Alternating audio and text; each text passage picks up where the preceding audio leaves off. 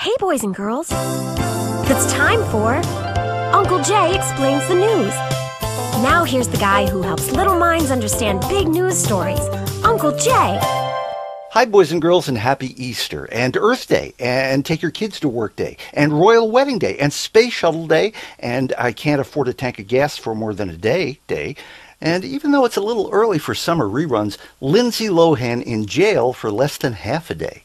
Well, Uncle Jay's news word for this week is a small word that gets bigger every day. App. This is the word that people apply to computer software, and that appeals to just about everybody. For instance, last week, President Obama went to the headquarters of Facebook for kind of a rally. You know, the presidency is such a stuffy, old-fashioned thing, and if he can find new ways to communicate with tech-savvy voters, that would be easier for him to talk about than how things are going for him. People who use smartphones are right now very unhappy with Apple iPhones and the makers of other mobile devices too, because it's been confirmed that these things record the data of everywhere you go. And this bothers many Americans who think that their privacy still exists. And if it bothers you and you want the government to know how you feel about it, just say so. Anytime. Well, in another part of the world, the Mideast, the news there is appalling. And we all know why. In Syria, things are getting worse every day. And in Libya, NATO and the UN are still trying to overthrow Colonel Gaddafi, but in a very nice way. They're being very diplomatic, just inviting him to retire gracefully. And they're not attacking him. They're just leaving weapons around to see if anybody might think of something to do with them. Ask your parents how that worked out in the 80s in Afghanistan.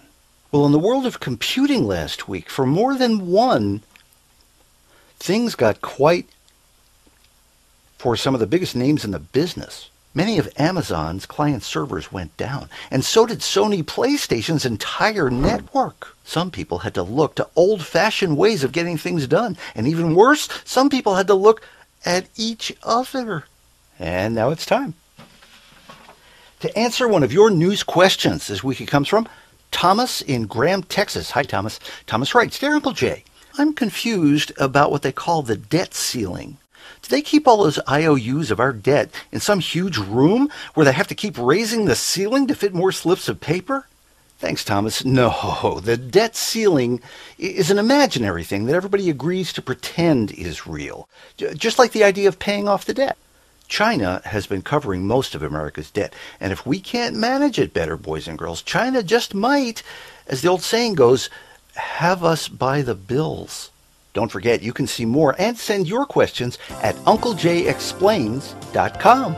Check back every Monday when Uncle Jay explains the news. And remember, a great kid is great news.